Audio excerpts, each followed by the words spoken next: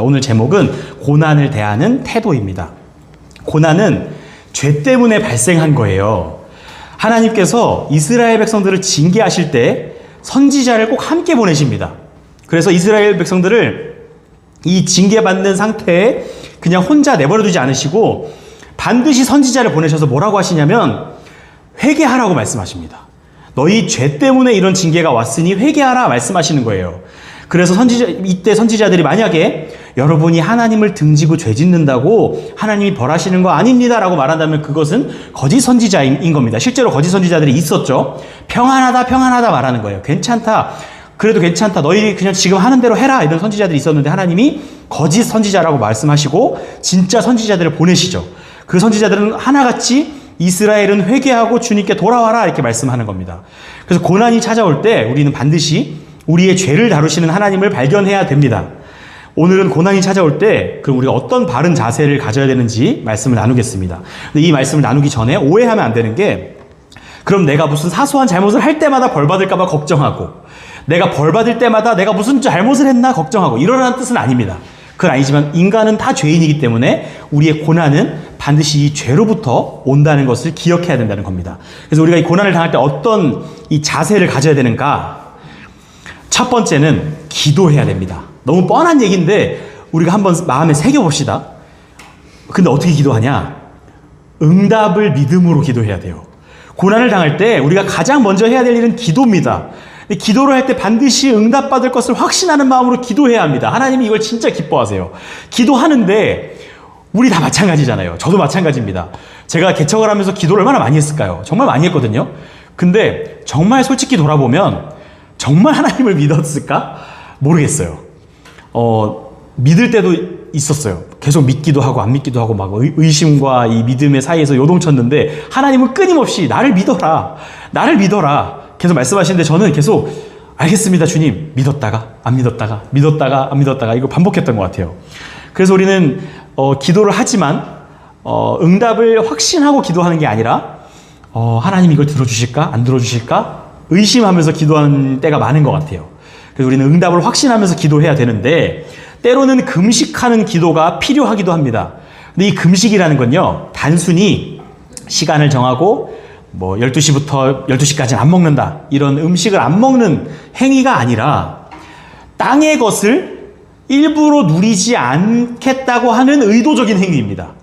그러니까 먹는 걸로 할 수도 있고 어떤 내가 좋아하는 뭔가로 할 수도 있고 카페인에 중독되신 분들은 카페인을 끊는 걸로 할 수도 있고 다양한 방법이 있겠죠. 근데 어쨌든 내가 이 땅에서 누리고 있는 뭔가를 의도적으로 잠시 끊는 행위를 통해 하나님, 제가 이 땅의 것을 누리는 것보다 하나님으로 만족하는 법을 배우겠습니다 하는 게 금식의 기본 원리예요. 그래서 기도의 기본 원리가 이겁니다.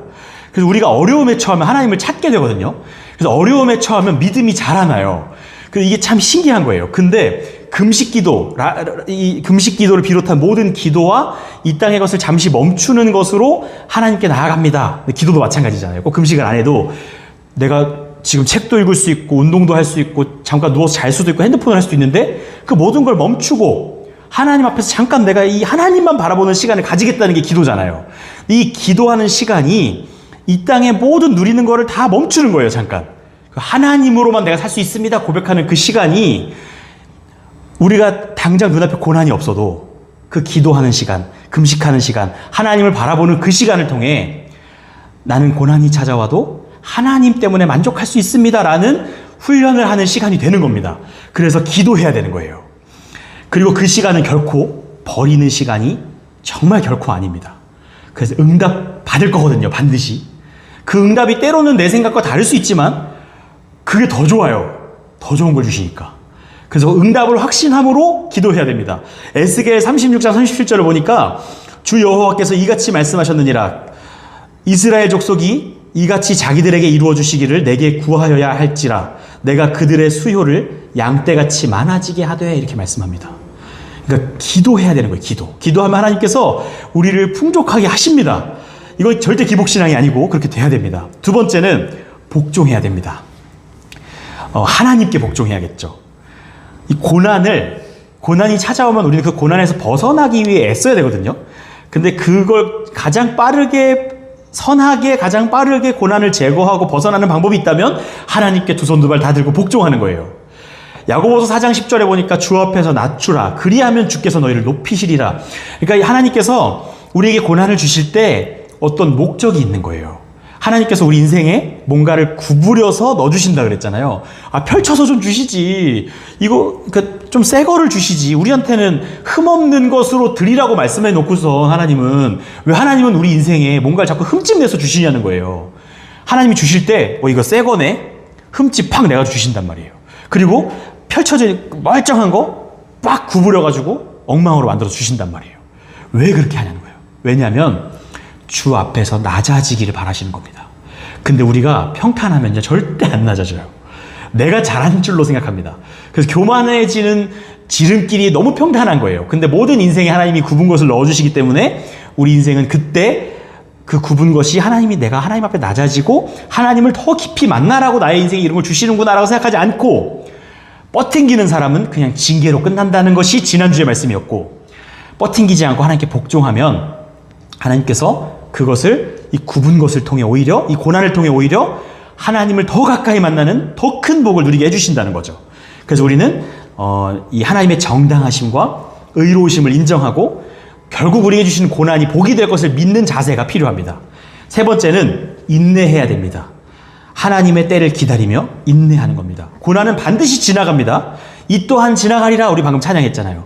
지나가고 고통에서 벗어날 것이라는 소망을 끝까지 가져야 돼요. 영원히 고통받는다면 그건 지옥이잖아요. 근데 이 고통은 반드시 끝납니다. 그래서 그 시기가 항상 이게 문제인데 그 시기가 우리의 생각과 달라요. 하나님은 하나님께 드릴 표현은 아니지만 참을성이 좋으십니다. 하나님은 느긋하십니다. 하나님은 단 한 번도 조급하신 적이 없어요. 근데 우리가 조급하죠. 왜냐하면 우리는 오늘 받고 싶으니까. 근데 하나님은 수십 년을 통해 우리를 다루시는 분입니다. 근데 마침내 결국에는 그 고난 끝에 빛이 우리를 비추실 겁니다. 그리고 고난이 복이 되는 것을 느끼게 하실 건데 절대 실망시키지 않으세요. 하나님은 야고보서 1장 4절에 인내를 온전히 이루라. 이는 너희로 온전하고 구비하여 조금도 부족함이 없게 하려 함이라 말씀하고 있고, 이사야서 49장 23절은 네가 나를 여호와인 줄을 알리라. 나를 바라는 자는 수치를 당하지 아니하리라 말씀합니다. 하나님은 우리를 결코 고통 가운데 비참한 상태로 부끄러운 대로 가도록 내버려두지 않으신다는 거예요. 어떻게 하면 되냐? 인내하고 기다리면 됩니다. 그냥 버티는 거예요. 끝까지. 해결하려고 해도 잘 안 될 때가 있어요. 해결하려고 해도 되는데 해결하려고 해도 잘 안 됩니다. 그럴 때라도 하나님을 바라보며 인내하는 겁니다. 그러면 하나님께서 마침내 그 부끄러움과 수치와 힘들었던 것들 다 거두시고 복으로 바꿔주실 줄 믿습니다. 이게 우리 인내가 아니라 이 고난받는 사람의, 특히 그리스도인의 기본 자세예요. 근데 기본 자세인데 이 기본 자세를 우리가 갖추려고 막 애를 쓰고 하루 이틀 한 게 아니라 예를 들어서 10년, 20년 이걸 위해서 기도하고 했어요. 그런데도 고난이 남아있거든요. 저보다 우리 성도님들이 더 잘 아시겠죠. 더 경험이 많고 내가 정말 하나님께 기도하고 하나님을 붙잡고 정말 믿음이 자라난 것 같은데도 또 고난이 찾아와요. 그럴 때 우리에게 심화 자세가 필요합니다. 이 심화 자세의 핵심은 어린아이처럼 되는 겁니다. 닉 부이치치 아시죠? 닉 부이치치라는 사람은 얼굴과 몸통만 가지고 있는 사람입니다. 팔과 다리가 없어요. 장애를 가진 사람이죠. 근데 이 닉 부이치치가 매일매일 기도하는 게 있대요. 뭘까요? 팔과 다리가 만약에 없다면 매일매일 뭘 기도하고 싶을까요? 사람마다 다를 수도 있겠지만 닉 부이치치는요, 팔과 다리가 오늘 자고 일어나면 내일 자라나 있게 해주세요라고 하나님께 맨날 기도한대요. 닉 부이치치 하나님 믿는 사람이거든요. 이 팔다리가 자라나 있게 해달라고 기도한대요. 우리가 보기엔 터무니없는 기도죠. 근데 하나님은 하실 수 있나요, 없나요? 있죠. 하나님이 하시겠다면 하시겠죠. 우리를 창조하신 분이 그 팔다리 하나 못 만들어 주시겠어요? 닉 부이치치는 매일매일 기도한대요. 근데 아직까지는 그런 일이 안 일어난 거예요. 근데 하나님 하시면 됩니다. 근데 하나님이 안 하시면 안 됩니다. 근데 우리는 이처럼 어린아이처럼 하나님께 구하는 거예요. 근데 그리스도인의 삶은요, 하나님을 구할 때 이 세상의 것을 소유하지 못하고 있는 결핍의 상태에서도 하나님으로 우리의 삶을 채우는 겁니다. 그래서 이 그리스도인들은 이 땅에서 여러 손실을 당할 때 하나님이 그 부분을 채워주시는 걸 경험하는 삶을 사는 거예요.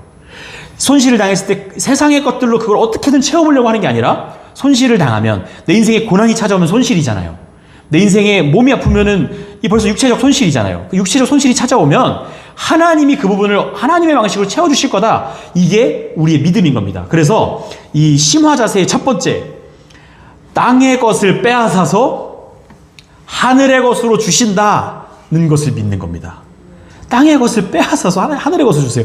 아니, 땅에서도 좀 행복을 누리게 하시고 하늘의 복도 주시면 되는데, 근데 이게 하나님 나라의 원리예요. 땅의 것을 하나 빼앗아서 그 자리에 하나님의 나라의 것을 채워주시는 겁니다. 그래서 이 땅의 것을 요구하시는 거예요. 그래서 찬양 중에 주님은 주시며 주님은 찾으시네 라는 그런 찬양이죠. 주님은 주시며가 저는 어렸을 때는 주님은 우리의 주님이십니다 이건 줄 알았어요. 그게 아니라 주님은 주기도 하지만 빼앗기도 하신다 그 내용이잖아요. 주님은 우리한테 요구하세요. 내놔라. 뭘 내놓으라고 할까요? 하나님 그때그때 다르죠. 사람마다 다른 걸 요구하세요. 너 그거 내놔. 빼앗아 가세요. 얼마나 괴롭고 하나님이 야속하고 하나님 이거 왜 뺏어 가세요? 내가 뭘 잘못했다고 라고 말할 수 있죠. 근데 그렇게 막 외치는 게 민망할 게 그 뺏어간 자리에다가 하나님이 주고 싶으셨던 복을, 하늘의 복을 놓으시는 거예요. 2개 뺏어가면 2개, 3개 뺏어가면 3개. 이렇게 하늘의 것을, 땅의 것을 빼앗아서 그 빈자리를 만들어 놓도록 하시고 그 자리를 하나님의 것으로 채우시는 겁니다. 그래서 이제 저는 계속 개척을 하면서 이런 마음을 느끼기 때문에 그 이야기를 소개해드리면 저는 개척하기 직전까지 열정으로 가득했어요. 그 딱 개척을 하면서 첫 주일 예배를 드리면서 마음이 바닥으로 곤두박질 쳤습니다. 왜 그랬냐? 아무 일도 안 일어났어요. 오히려 첫 주, 둘째 주에는 막 손님들도 오시고 예배 저희 둘이 드리지 않았습니다. 둘째 주에는 막 방문자들 많았어요. 그래서 막 벌써 복적복적한 교회가 된 것처럼 막 느낌도 들 정도로 막 그런 일도 있었어요. 근데 마음이 계속 바닥으로 내려가는 거예요. 왜 그럴까? 왜 그럴까? 계속 고민하면서 이 말씀을 나누고 계속 묵상하는 가운데 하나님께서 이런 이미지를 저한테 주셨어요. 제 가지고 있는 열정을 하나님이 딱 저한테 오시더니 발로 열정을 이렇게 툭 쳐내시면서 야 이거 좀 치워봐. 내가 너를 다뤄야 되는데 네 열정이 좀 방해가 돼.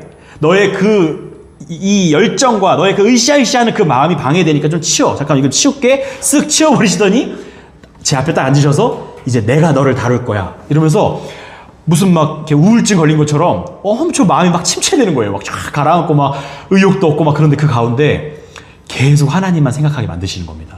그래서 그 속에서 느끼는 여유와 그 기쁨이 점점 차오르는 기쁨이 있었어요. 그래서 저와는 다 다르겠지만 사람들이 저는 그렇게 느꼈지만 또 누군가는 하나님이 뭔가를 뺏으셔서 그 자리에 하나님이 오셔가지고 내가 너를 다룰 거야. 근데 저게 방해돼서 잠깐 치웠어. 내가 너를 다룰 거고 너 이제부터 좋아질 거야 라는 그런 말씀으로 우리 인도해 주신다는 겁니다. 그래서 땅의 것을 빼앗으신다는 거. 마가복음 10장 21절에 보니까 예수께서 그를 보시고 사랑하사 이르시되 내게 아직도 한 가지 부족한 것이 있으니 부자 청년에게 말하는 거죠. 가서 내게 있는 것을 다 팔아 가난한 자들에게 주라. 그리하면 하늘에서 보화가 내게 있으리라. 그리고 와서 나를 따르라 하시니. 여기서 예수님이 만약에 부자 청년아 물건 다 팔아. 야 너 돈? 아유 욕심쟁이. 돈 다 너 가진 거 다 팔아. 이게 아니라 다 팔면 그 자리를 내가 하늘의 보화로 채워줄게. 우리 저부터 마찬가지인데요. 솔직해집시다. 돈이 좋아요? 하늘의 보화가 좋아요? 대답하지 않으셔도 돼요. 속으로 대답하세요. 돈 드릴까요? 하늘의 보화 드릴까요? 2개 다 받고 싶죠. 둘 중에 하나만 골라야 돼요. 뭐 받고 싶으세요? 솔직히 돈이 좋지 않아요? 솔직하게 말해서 하늘의 보화는 눈에 안 보이고 어떻게 생긴지도 모르고 이 땅에서 어떻게 쓰는 건데요 그거. 근데 예수님은 하늘의 보화를 받으라는 거잖아요. 비교할 수 없는 거라는 거잖아요. 근데 우리가 그걸 믿음으로 알잖아요. 그걸 바라보는 겁니다. 그래서 하나님은 우리가 직접 하나님한테 내어드리면 너무 좋겠는데 안 그래요. 그러니까 놔야 돼, 내놔 이렇게 뺏으신 다음에 그 자리를 하늘의 보화로 채우시는 자비로운 분이신 겁니다. 그래서 하늘에 신령한 것을 주시기 위해 하시는 첫 번째 일은 이 땅의 것을 빼앗아 가시는 건데 그거는 내놔 이게 아니라 하나님께 맡겨드리도록 살살살살 인도하시는 겁니다. 두 번째는요. 고난은 이 세상에서 거부당한 것을 하나님께 받는 과정입니다. 우리는 모두 다 기도하는 삶을 살아요. 우리 이 자리에 모인 모든 분들이 뭐 이번 주에 기도를 몇 시간 하셨는지 물어보면 저부터도 부끄럽잖아요. 다. 별로 안 한 것 같기도 하고, 아닌가? 난 좀 했나? 뭐 이렇게 생각할 수도 있는데, 뭐 각자 생각이 다르지만, 걱정하지 마세요. 우린 다 기도하고 삽니다. 기도하지 말라 그러면 다 기도해요. 그래서 저기 저희 집에 책이 한 권 꽂혀 있는데, 불교의 스님이 기도라는 책을 쓰셨더라고요. 그분은 누구에게 기도했는지 모르겠는데 기도하시는 분이세요. 기도라는 책도 쓰고 모든 종교가 아니어도 모든 사람은 다 기도를 합니다. 근데 살면서 바라는 게 있잖아요. 그게 기도예요. 그래서 세상을 향해 나도 모르게 기도하고 있는 거예요. 이거 좀 됐으면 좋겠다. 이거 좀 됐으면 좋겠다. 만약에 세상에 어떤 그런 존재는 없지만 세상에 신이 있다면, 하나님 말고 세상 신이라는 존재가 있다면, 됐으면 좋겠다, 됐으면 좋겠다. 그 기도를 듣는 거예요, 그 세상 신이. 그리고 그 기도를 응답해서 내가, 취업됐으면 좋겠다, 취업됐으면 좋겠다 되면 세상 신이 응답해 준 거겠죠, 예를 들면. 근데 우리가 그런 식으로 기도하고 살아요. 근데 세상이 그걸 응답해요, 안 해요? 그런 신은 없으니까 내가 원하는 대로 안 돼요. 될 때도 있고 안 될 때도 있어요. 안 될 때 세상에서 거절받은 것 같고, 내 인생이 내팽개쳐진 것 같고, 남들은 다 잘 되는 것 같은데 나만 이 모양인 것 같을 때 하나님 말씀하시는 거예요. 너가 기도해서 응답할 수 있는 대상은 나밖에 없고, 내가 너의 그 소원과 기도를 내가 들어줄 건데, 내 방식으로 내가 좋다고 생각하는 걸 줄 거고, 그때 너가 진짜 좋다는 걸 느끼게 될 거야 라고 말씀하시면서 준다는 거예요. 그러니까 우리는 다 기도하고 살아요. 근데 그 방향이 하나님이 아닐 때가 너무 많은 거죠. 교회를 다녀도, 크리스찬이어도, 목사여도 똑같습니다. 자꾸 하나님을 순간순간 잊어버리고 자꾸 내가 바라는 거를 하나님이 아닌 어딘가 허공을 향해 막 외치는 거예요. 됐으면 좋겠다, 됐으면 좋겠다. 근데 그런 신이 존재하지도 않으니까 뭐 들어줄 수가 있나요? 그래서 고난은요, 이 세상에서 뭔가를 못 받는 과정인 거예요. 이거 갖고 싶은데, 이거 얻고 싶은데 잃어버려요. 자꾸 못 받아요. 거절당해요. 그럴 때 하나님이 내가 채워줄게 하시는 게 하나님이 주시는 고난인 겁니다. 정말 의지할 분은 아버지 한 분밖에 없는 겁니다. 세 번째는 열매가 있습니다. 고난에는 열매가 있어요. 위로라는 걸 이렇게 우리가 받잖아요. 위로를 하기도 하고 받기도 하는데, 위로에는 두 가지가 있습니다. 이 땅에서의 위로와 하늘의 위로가 있습니다. 아까 돈이랑 똑같아요. 돈이 좋으세요? 하늘의 보화가 좋으세요? 했던 거랑 똑같습니다. 이 땅에서 위로 받으실래요? 하늘에서 위로 받으실래요? 그러면 둘 다 받고 싶죠. 근데 하나님은 성경을 통해 말씀하십니다. 이 땅에서 상급을 받은 사람은 하늘의 상급이 없습니다. 이 땅에서 고난받은 사람은 하늘의 상급이 있습니다. 둘 중에 하나 골라야 돼요. 그럼 이 땅에서 괴로울수록 하늘의 상급이 크냐, 뭐 그런 내용이 아니라, 이 땅을 향해서 기도하지 말라는 거예요. 이 땅을 향해서 내가 원하는 소원을 이루려고 하지 말라는 거예요. 하나님께서 우리의 소원을 들으시고 하나님께서 우리를 인도하시는 것이 그 자체가 우리에게 위로가 되는 것, 그것이 하늘 상급을 받는 겁니다. 근데 그건 진짜 좋은 걸 거예요. 저도 아직 완전히 맛보지 않아서 모르지만, 우리가 예수 그리스도를 믿을 때 오는 그 작은 그 기쁨만 맛봐도 그런데, 그것이 완성될 때 그 엄청난 영광과 기쁨은 우리가 비교할 수 없는 그 기쁨일 텐데, 이 하늘의 위로와 이 땅의 위로를 비교하는 아주 좋은 말씀이 하나 있어요. 그게 뭐냐면, 은과 금은 내게 없거니와 내게 있는 것을 내게 주노니 나사렛 예수의 이름으로 일어나 걸어라, 이겁니다. 은과 금은 없어요. 은과 금을 줄 게 없답니다. 은과 금이 필요한데, 전 돈 많은데요? 그런 분 계시다면? 그러면 그분에게 필요한 뭔가가 있을 거 아니에요. 뭐 취업, 건강, 무슨 뭐 공부, 성적 등등 여러 가지 뭐 얻고 싶은 게 많아요. 근데 그거 없다는 거예요. 근데 예수님의 이름을 주겠다. 그때 과연 이 사람이 기뻤을까? 근데 하나님은 그게 진짜 기쁜 거라고 우리에게 말씀해 주시고 그걸 경험하게 하시는 거죠. 고난은 이 땅에서의 위로를 앗아가는 과정입니다. 그런데 그 말은 하늘의 위로를 얻게 된다는 뜻이 되는 거죠. 그래서 고난에는 열매가 있습니다. 히브리서 12장 11절에 무릇 징계가 당시에는 즐거워 보이지 않고 슬퍼 보이나 후에 그로 말미암아 연단 받은 자들은 의와 평강의 열매를 맺느니라. 아멘. 이게 우리에게 주어진 열매입니다. 네 번째는 인내할 힘을 주십니다. 고린도후서 12장 8절에서 9절, 거기 내용에 있죠. 한번 같이 읽어볼까요? 시작. 이것이 내게서 떠나가게 하기 위하여 내가 3번 주께 간구하였더니 나에게 이르시기를 내 은혜가 내게 족하도다. 이는 내 능력이 약한 데서 온전하여 짐이라 하신지라. 그러므로 도리어 크게 기뻐함으로 나의 여러 약한 것들에 대하여 자랑하리니 이는 그리스도의 능력이 내게 머물게 하려 함이라. 아멘. 인내할 힘을 주신다는 거예요. 이거 바울의 고백이잖아요. 바울이 지금 내게 있는 육체의 가시를 없애주세요 했을 때 3번이나 간구했는데 3번 구했다는 거는 내가 진짜 구할 만큼 다 구했다는 뜻이에요. 근데 하나님 거절하셨죠. 내가 너에게 주는 은혜가 족하다. 근데 너는 이걸 통해 오히려 힘을 얻게 될 거다. 견딜 수 있는 힘이 있다 말씀하시는 거예요. 얼마나 무거운 짐을 들고 있는지가 중요한 게 아닙니다. 그것을 들 힘이 있는지가 중요한 거예요. 한번 생각해 보세요. 제가 40포대 쌀을 드는 거 무겁죠. 40kg 얼마나 무거워요. 40kg짜리 쌀포대를 제가 드는 게 더 힘들까요? 갓난아기가 생수병을 드는 게 더 힘들까요? 갓난아기가 생수병 막 이러고 있는 거 보셨어요? 갓난아기 생수병 올려놓으면 손 못 들고 막 이렇게 갇혀가지고 바둥바둥 하겠죠. 갓난아기 생수병 못 듭니다. 근데 저는 40kg 쌀포대 들 수 있어요. 무겁지만. 그러니까 생수병 같은, 아니 깃털 같은 그런 가벼운 고난을 주세요가 아니라 우리가 구해야 될 것은 그 고난이 어떤 고난이든 이겨낼 힘을 달라고 기도하는 거예요. 근데 하나님이 힘을 주신다는 겁니다. 바울에게도 육체의 가시를 주셨는데 그 가시를 제거해 주시는 게 아니라 그 가시를 이겨낼 은혜를 주신다는 거예요. 그 넉넉하게 이겨낼 힘을 주신다는 거죠. 이런 비유가 있어요. 이 종이는 제가 확 찢으면 찢어버려지겠죠. 착 찢을 수 있어요. 근데 이거를 찢을 수 없게 하려면 이 벽에다 그냥 붙여버리는 거죠. 그러면은 물론 뭐 이렇게 짓궂게 말하면 왜 칼로 자르면 되잖아요 할 수도 있지만 이 벽에다 붙였다고 생각하면 벽과 하나가 돼버리면 이 벽을 부셔야 되는 거잖아요. 이 종이를 찢으려면. 그래서 예수님께 우리가 의지하고 붙어 있다는 것은 우린 종이장 같은 연약한 존재인데 예수님께 붙어서 예수님의 강함으로 이 고난을 이겨내는 겁니다. 그게 바울도 겪었고 모든 믿음의 선진들이 겪었던 거예요. 우리도 고난을 이길 힘을 달라고 기도해야 되는 겁니다. 5번째는 고난 후에 누릴 영광의 무게를 기억해야 되는 겁니다.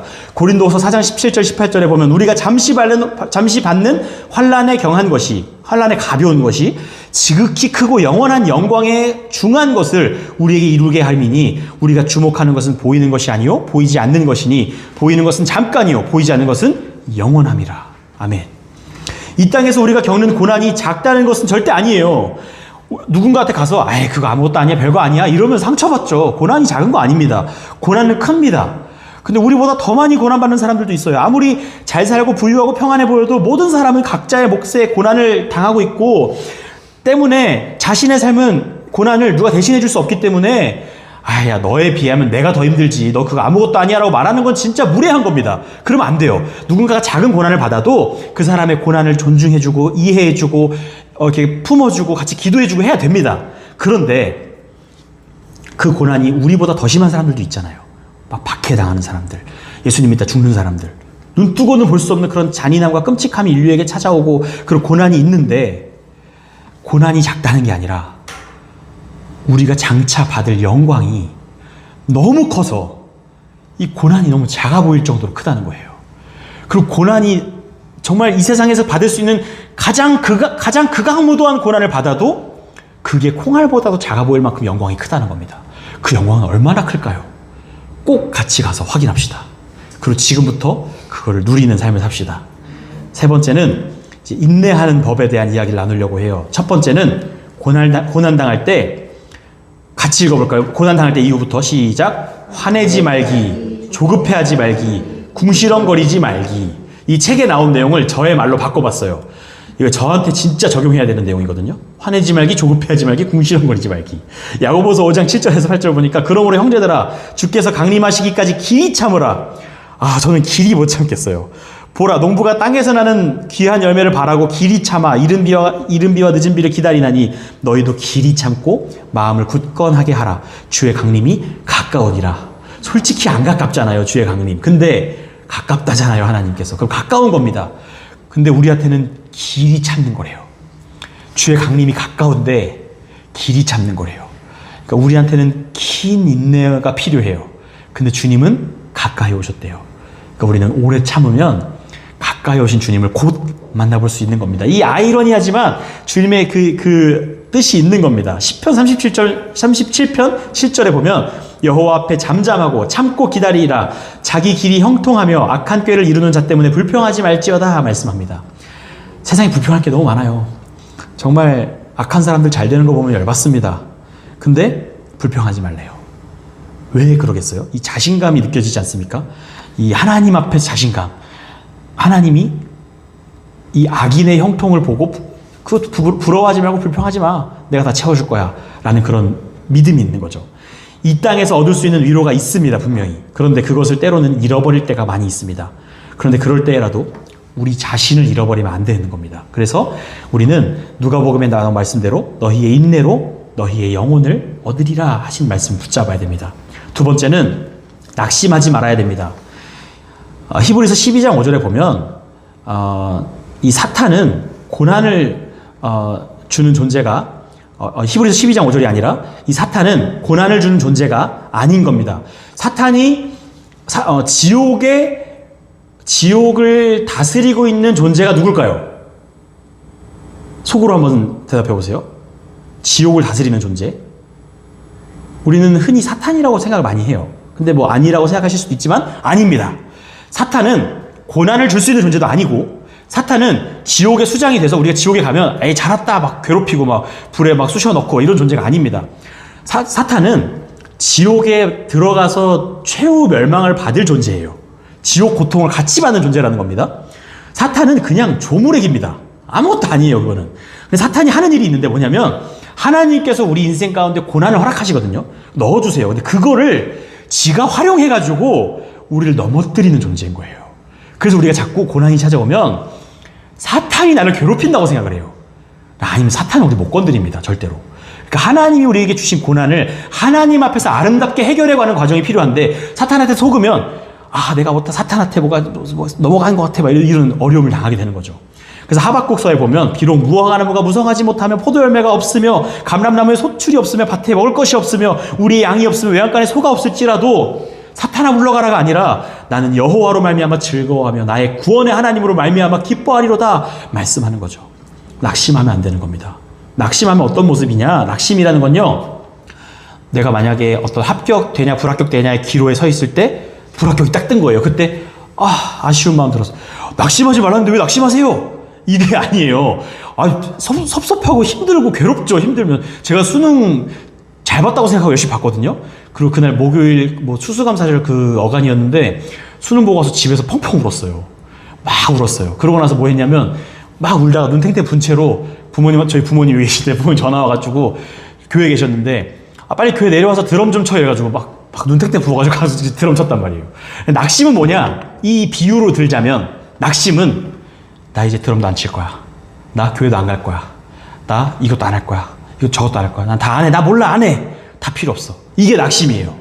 그러니까 실망할 수 있죠. 섭섭할 수 있죠. 하나님한테 섭섭할 수도 있어요. 근데 그걸로 인해 우리의 일상의 사명과 소명을 다 내려놓는 것이 낙심입니다. 근데 그런 경우들이 생겨요. 그냥 어디에 불합격하고 그냥 좀 몸이 좀 아프고 차 사고가 나고 이런 거면 잘 이겨내고 넘어가겠는데 때로는 우리 인생에 왜 이런 고난이 나에게 찾아올까 하는 이해가 안 되는 고난이 찾아올 때가 있잖아요. 그럴 때 진짜 낙심하게 된단 말이에요. 소중한 사람을 잃어버리거나 난 정말 이건 겪고 싶지 않은 그런 일들을 겪을 때 낙심하지 않겠습니까? 근데 성경은 우리에게 말씀합니다. 낙심하지 마라. 베드로전서에 보면 남편들아 이와 같이 지식을 따라 너희 아내와 동거하고 그를 더 연약한 그릇이요 또 생명의 은혜를 함께 이어받을 자로 알아 귀히 여기라. 이는 너희 기도가 막히지 아니하게 하려 함이라 라고 말합니다. 이거는 되게 여러 가지 해석할 수 있는 중요한 말씀이긴 하지만 너희 기도가 막히지 않게 하기 위한 것이 중요하다는 말씀입니다. 그래서 우리는 낙심하면 안 돼요. 기도하기를 멈추면 안 됩니다. 우리 사명을 다하기를 멈추면 안 되는 겁니다. 세 번째는 고난을 통해 유익을 얻어야 됩니다. 고난이 찾아오면 그 고난의 밭에서 난 뭘 얻어먹을까를 찾기 시작하는 거예요. 모든 고난을 우리를 유익하게 합니다. 우리는 고난에 집중하다가 유익을 발견하지 못한 채 지나갈 수도 있습니다. 그래서 우리는 고난당하는 순간이 오면 반드시 유익을 찾아야 됩니다. 로마서 5장 3절에서 4절을 보면 다만 이뿐 아니라 우리가 환난 중에도 즐거워하나니 이는 환난은 인내는 연단은 소망을 이루는 줄 알미로다. 고난이 한번 찾아오면 연달아서 빠바박 열매가 있다는 거예요. 유익이 있다는 거예요. 시편 119편 71절을 보면 고난 당한 것이 내게 유익이라. 이로 말미암아 내가 주의 율례들을 배우게 되었나이다. 이건 경험해 봐야만 알 수 있는 겁니다. 근데 분명히 이 자리에 모이신 모든 성도님들은 이 경험을 이미 출발하셨고 하고 계신 줄 믿습니다. 우리 인생에 고난이 반드시 있을 수밖에 없어요. 근데 그 고난을 당할 때 하나님을 바라봅시다. 어린아이처럼 하나님이 가장 좋은 것으로 채워주실 것을 믿고 그 하나님을 바라보는 우리 모두가 되기를 예수님의 이름으로 축복합니다.